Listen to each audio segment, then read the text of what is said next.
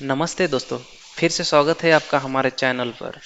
आज हम एक बेसिक टॉपिक डिस्कस करने वाले हैं जो है ऑब्जेक्ट ओरिएंटेड प्रोग्रामिंग यानी ओप्स। शीर्षक में ओप्स कॉन्सेप्ट समझना बहुत ज़रूरी है अगर आपको अपने कोड सफाई इफेक्टिवली और इजीली मैनेज करना है। अगर आप बिगिनर है या फिर आप अपनी नॉलेज रिफ्रेश करना चाहते हैं तो ये वीडियो आपके लिए है। चलिए शुरू करते हैं।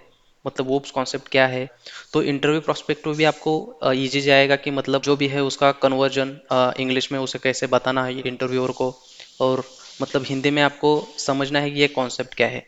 तो दोनों बेसिस से आपको ये वीडियो यूजफुल रहेगा। तो चले जानते हैं मतलब OOPS क्या है बेसिकली। तो OOPS और object oriented programming is a programming centered around the objects. These objects represent real world entities and have attributes, data and behaviors methods. The main goal of OOP is to organize code in a way that is modular, reusable and easier to manage. तो ये OOPS यानी object oriented programming एक ऐसा programming style है जो objects पर based होता है।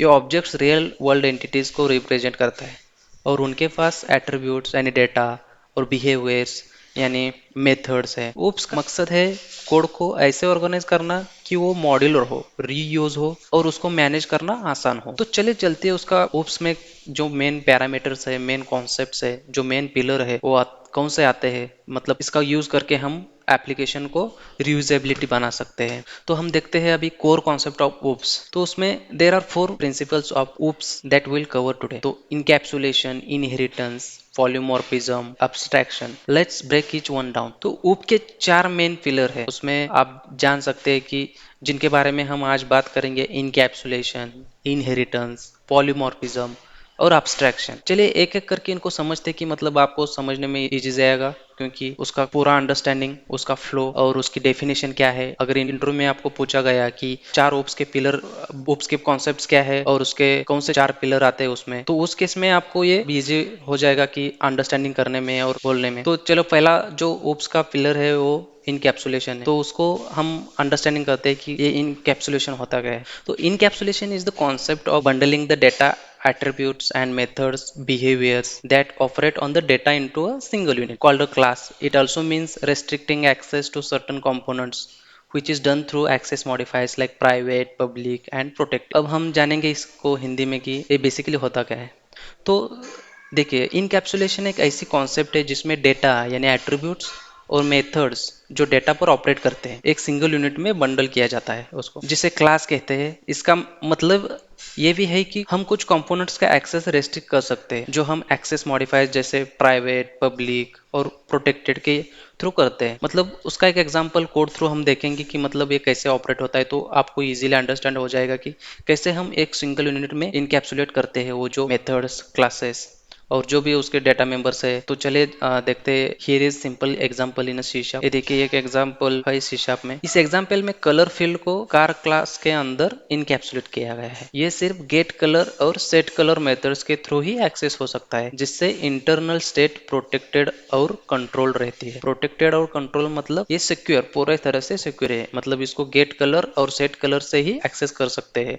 मतलब एक क्लास के अंदर ये जो है मेन क्लास का, उसके अंदर उसके एक स्ट्रिंग की जो मेंबर्स है और उसके मेंबर फंक्शन है गेट कलर और सेट कलर, वो जो है एक रैपिंग किया है। जो एक क्लास जो है एक बंडल है, उसमें वो बंडलिंग करके रैपिंग किया है, मतलब डेटा को पूरा प्रोटेक्ट किया है। ये जो कॉन्सेप्ट है इनकैप्सुलेशन की कॉन्सेप्ट है, इसमें डेटा को इनकैप्सुलेट किया जाता है। तो दूसरी कॉन्सेप्ट हम समझते हैं कि इनहेरिटेंस, जो दूसरा मेन इंपॉर्टेंट पिलर है ओप्स का, तो उससे हम जानते हैं इनहेरिटेंस। तो दूसरा मेन पिलर है इनहेरिटेंस। तो इनहेरिटेंस क्या है हम जानते हैं। Inheritance allow a new class to inherit the properties and methods of an existing class.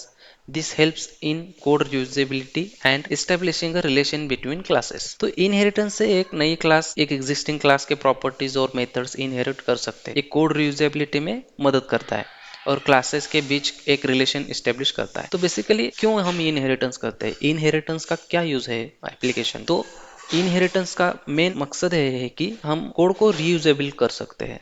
मतलब हर क्लास में सपोज 4 मेथड हमने यूज किए हैं। क्लास ए में शो मेथड है, क्लास बी में भी शो मेथड है, क्लास सी में भी शो मेथड है।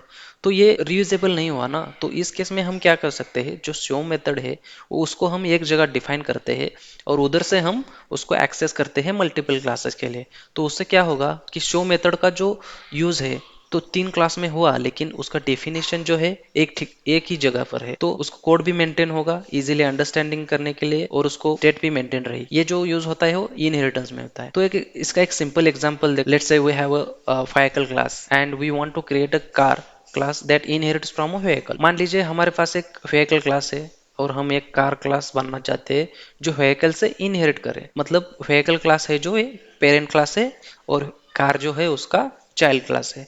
जो व्हीकल के जो मेन फीचर्स है उस क्लास में, तो हम कार के क्लास में इनहेरिट करना चाहते हैं, तो उस केस में हम एक क्लास बनाएंगे व्हीकल। उसके सपोज मेथड्स है, जो भी मेथड्स मेंबर्स है वो हम कार क्लास में फेच करते हैं। तो ये जो है एग्जांपल आप देख रहे हैं, ये इनहेरिटेंस का एग्जांपल है। तो यहाँ कार क्लास ने स्पीड प्रॉपर्टी और ड्राइव मेथड को व्हीकल क्लास से इनहेरिट किया है, और अपने खुद के मॉडल प्रॉपर्टी और हॉन्क मेथड को ऐड किया है। इधर आप समझ रहे हैं, राइट? मतलब यहाँ कार क्लास ने स्पीड प्रॉपर्टी और ड्राइव मेथड को व्हीकल से इनहेरिट किया है। व्हीकल से इनहेरिट मतलब व्हीकल क्लास से लिया है, तो उधर जो एक्चुअल फंक्शनैलिटी है व्हीकल क्लास की वो यहाँ ओवरराइड की है, और अपने खुद के मॉडल प्रॉपर्टी और हॉन्क मेथड को ऐड किया है। और जो कार जो है, कार के खुद के भी मॉडल्स है, हॉन्क मेथड है और उसका मॉडल भी है, वो यहाँ उन्होंने ऐड किया है। ये जो है इनहेरिटेंस का कॉन्सेप्ट है। तो इस केस में इनहेरिटेंस हो रहा है, व्हीकल क्लास से हम कार को रिबिल्ड कर रहे हैं, उसके क्लासेस यूज कर रहे हैं। तो ये जो कॉन्सेप्ट है रीयूजेबिलिटी में ज्यादा मोस्टली यूज होते हैं। तो आपको समझ में आया होगा कि मतलब इनहेरिटेंस कैसे यूज होता है, और मतलब किस बेसिस पे हम उसे यूज करते हैं हमारे एप्लीकेशन प्रोग्रामिंग लैंग्वेज में। तो उस चलो चलते हैं, मतलब हम तीसरा मेन कंपोनेंट देखते हैं, मतलब ओप्स कॉन्सेप्ट का, जो है पॉलीमॉर्फिज्म। तो पॉलीमॉर्फिज्म क्या होता है basically? So polymorphism allows methods to do different things based on the object they are acting upon. It comes in two forms, compile time method overloading उसे कह सकते हैं, and run time method overriding. तो polymorphism से method अलग अलग object के ऊपर अलग अलग तरीके से काम कर सकते हैं। इसको दो फॉर्म होते हैं, जो कंपाइल टाइम होता है और दूसरा रन टाइम। तो ये जो केस है वो पॉलीमॉर्फिज्म में आते हैं। तो एक एग्जांपल के थ्रू हम देखते हैं कि मतलब पॉलीमॉर्फिज्म किस बेसिस पे हम यूज कर सकते हैं। तो बेसिकली हमारे एप्लीकेशन में क्यों पॉलीमॉर्फिज्म यूज कर सकते हैं? तो एक सिचुएशन देते हैं कि हम सपोज एक क्लास है और एक क्लास के अंदर दो मेथड्स है, नाम सेम है बट डिफरेंट आर्गुमेंट्स है, डिफरेंट पैरामीटर हम पास करते हैं।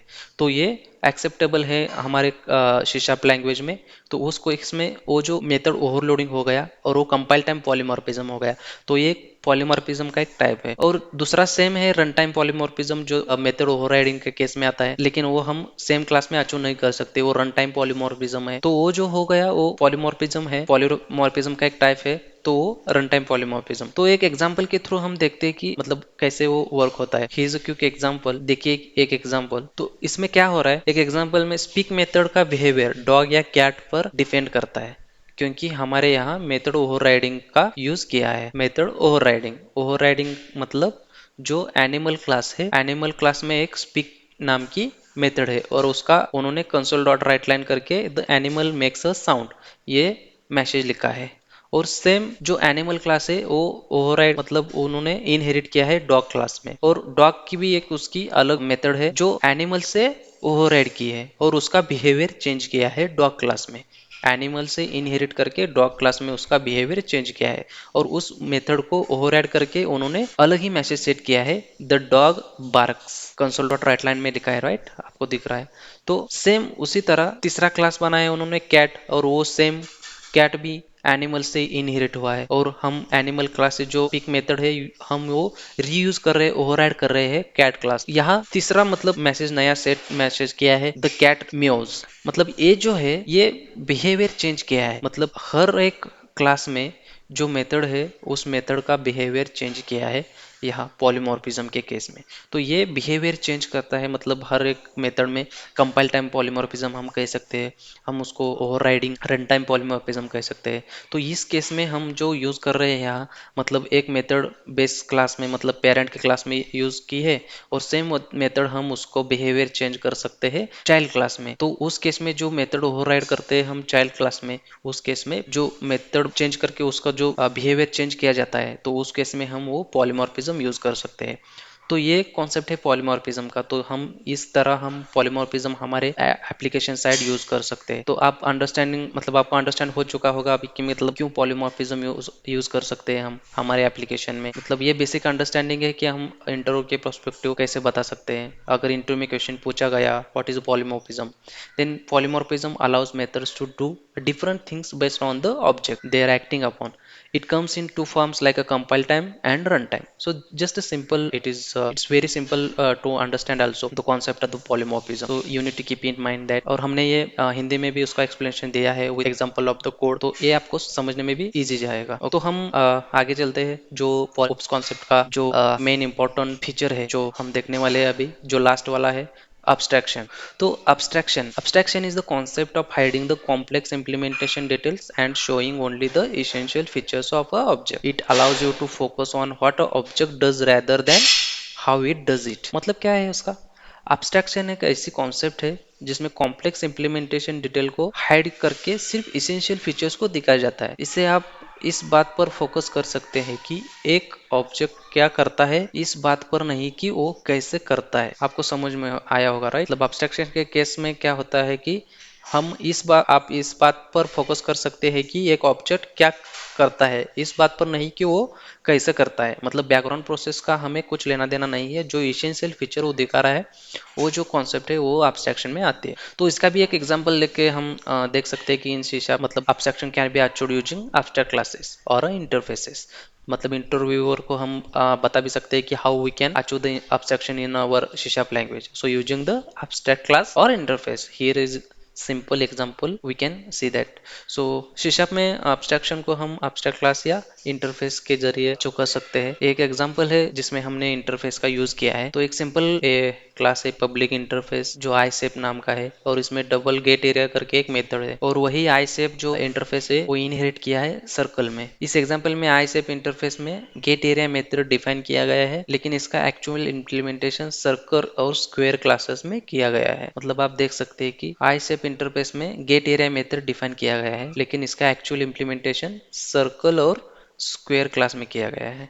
आप देख सकते हैं मतलब गेट एरिया जो है इंटरफेस बनाया चुका है, लेकिन उसका सिर्फ डेफिनेशन है यहाँ, लेकिन उसका इम्प्लीमेंटेशन सर्कल और स्क्वायर में किया गया है।